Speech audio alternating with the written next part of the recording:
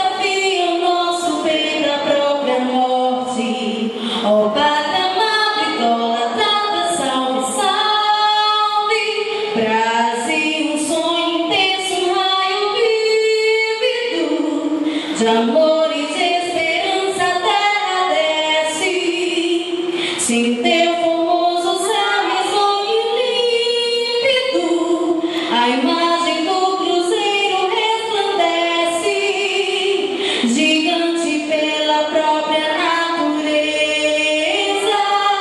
és bela, és forte, impávido, colosso, sem teu futuro espelha essa grandeza.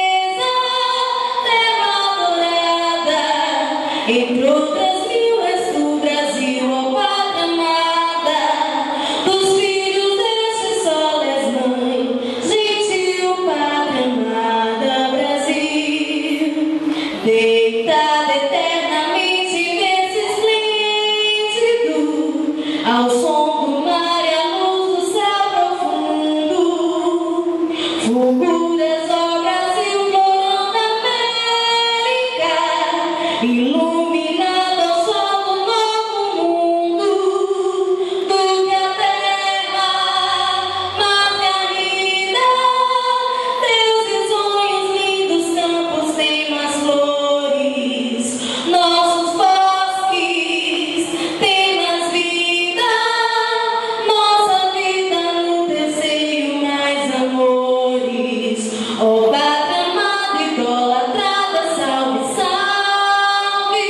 Brasil de amor eterno, seja símbolo, o lábaro que ostentas estrelado, e giga o verde louro dessa fórmula, paz no futuro e glória no passado, mas segues a justiça, clava forte, verás que o filho teu não foge à luta, nem teme quem te adora a própria morte, terra adorada, entre outras mil és tu, Brasil, ó pátria amada, dos filhos desse sol és mãe, gentil pátria amada, Brasil.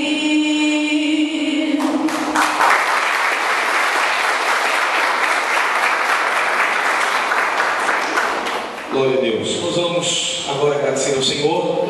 Nós estamos no início